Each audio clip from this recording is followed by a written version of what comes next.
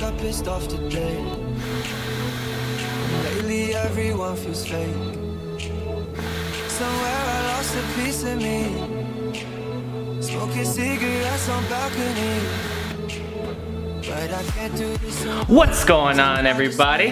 This is Zach with Strictly Shisha. Today I want to introduce you guys to a new brand to the US market. It is Zomo Hookah Tobacco with the funny font that looks like FOMO. So yes, if you're not smoking this, you are missing out. So Zomo is very popular in South America, specifically Paraguay. They say it's the #1 brand in South America. I don't know about that. I don't have many contacts in South America, but I hear it is really popular and it's making a lot of headway here in America. People are really enjoying it. So I first experienced this at TPE in Vegas in January. I smoked it at the Zara booth. They are importing this tobacco and a lot of people were very receptive to the brand. They're like, this is some very good stuff. I smoked it there. I smoked the strong mango, which is what I'm reviewing today. I smoked a bowl that had been going for about 2 hours. Flavor strength was still going. Mango, very, very prominent. Even as I walked away to other booths, I was like, mango, I can still taste it even now, after a few hits later. Mango in the mouth, nice, strong profile. Got some samples, took them home, further dived into the brand, and I was like, I'm not so sure about this brand.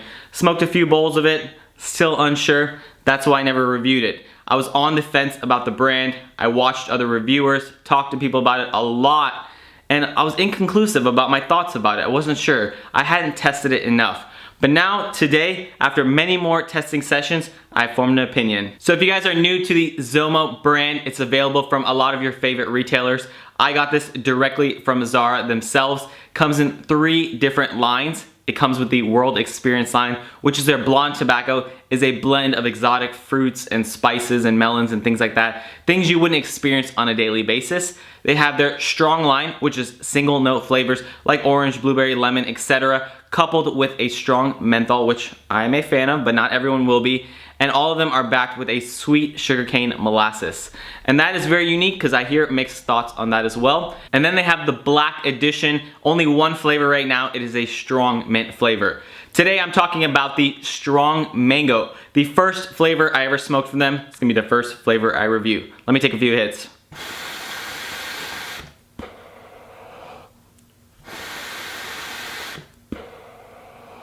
So the first thing I noticed when I opened up the 50-gram pack, the only size available right now, the tobacco was very, very dark in color, finely consistently chopped. It was very, very mushy and gloopy. A lot of the sugarcane molasses in there, very, very sticky. But I noticed that the tobacco was dyed, a dyed green color. Now, a lot of people are not talking about this dye, and I don't know why, because if any other brand was dyed, they'd probably berate them. But for some reason, Zomo is dyed and no one really minds.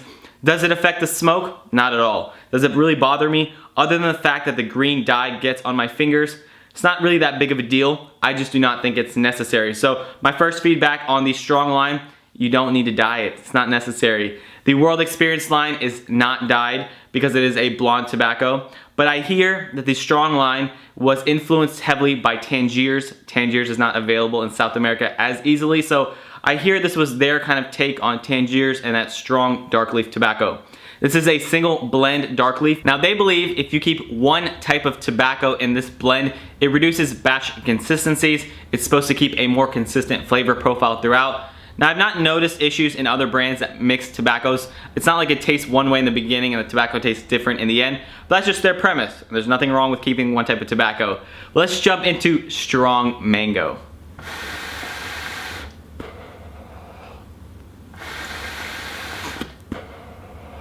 As you guys can see, it is ripping. I have not had a bad session performance-wise with Zomo. Every single session rips. I've noticed that some flavor profiles last longer than other flavor profiles, but with this mango, the beginning of the session tastes just as good as the end. The mango profile on this is a very, very prominent, in my opinion, unripened green mango. It's not overly sweet, it's not a candied mango, it's a fresh bite into it off the tree, slightly unripened, a little bit tart green mango. Now in terms of mango profiles, I make a great, in my opinion, the best mango ice cream.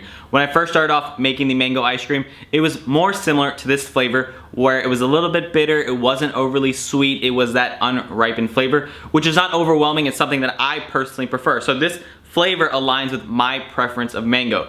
But I have noticed as I make the ice cream, people gave me feedback and they preferred a little bit of a sweeter, more candy-ish mango. Now that's what a lot of people have told me, but I'm telling you this type of mango is what I prefer, so I really like the profile on this mango. In terms of the cooling, it has that strong kick you in the butt menthol in here, competes every hit with that mango, and I love that. I mix a lot of my mixes with mint in general and menthol, so this is more in line with my preference. I could see if you weren't someone who liked menthol with every single bowl, then Zomo is a little less versatile because they all have that mint menthol in there. But what's good about it though, a lot of profiles like pineapple, like mango, they do smoke warm and earthy. So for me, it benefits to mix with the mint and the menthol. This already has it pre-mixed in there. It's very, very balanced. The mint is not overwhelming. It just gives you that nice, icy cold, like mango juice on the rocks type feel, which is what I want. Who wants a warm mango juice? That's just kind of gross. So I like the mint in here. It's more my style. In terms of the heat retention and the packing style, I found that Zomo actually does not need a lot of heat, especially with their strong line.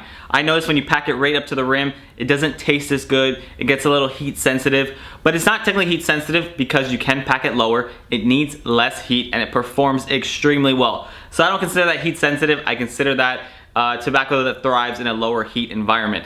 Today I'm using 3 Cocourth cubes, not burning at all, smoking really well. I have used 4 cubettes. No problem at all. I just packed it underneath the rim. How did I pack this? I packed this less dense than Tangiers, a little bit more dense than I packed Trifecta. So I'll show you guys a picture here. There are still air gaps between the tobacco. I didn't mash it down. I didn't use the R.B. Palmer method, if you guys know what that means. Yeah, cheers to you guys. But yes, I didn't smash it down in there. It's just a little bit more dense than a medium dense.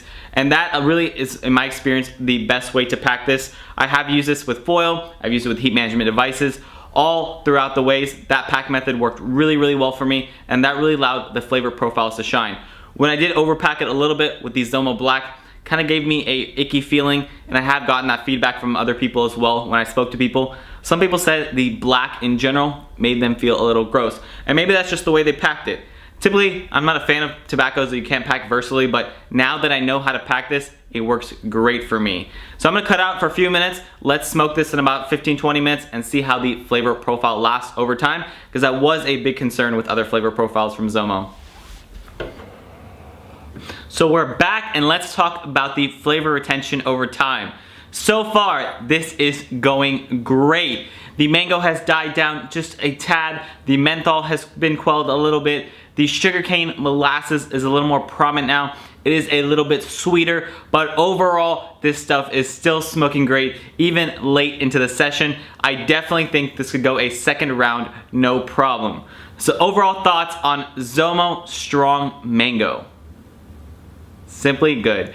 Like I said, I was on the fence for a while. Took me a little more testing to come to this conclusion, but this flavor in particular is very, very tasty. Definitely aligns with my preference in mangoes. I love the mint cooling in here. Like I said, some of you may not like that, but I really enjoy it. Like I said, if they would just change the dye a little bit, it would be great for me. Maybe include larger sizes, because if you guys think your product is great, you know people are gonna buy it. We need a little bit larger sizes. Because this is a denser pack, it doesn't go a long way. In a Goodfella V3 bowl, like I'm smoking out of today, I can't get 2 bowls out of a 50-gram pack. It won't work. So, but overall, great, great, great flavor. The brand itself seems to be really good people behind it. I've seen some of their live chats from overseas and talked with a lot of people from the brand. Their website is absolutely phenomenal. Check out their website. It's very, very easy to understand. They include all the profiles on there, give a great description of the flavor, so I like that. If you guys are interested in picking some up, check out your favorite vendor. I know many of them carry it now. 5starhookah.com, Hookah Heroes, all of the major vendors are carrying this, so definitely time you guys pick some up so you don't miss out. Thank you guys always for watching. I will see you guys on the next review. And by the way, look at this pipe. The new CNC made pipe. You guys will see a review of this. And if you're wondering what this condom thing is, stay tuned for more. Bye guys.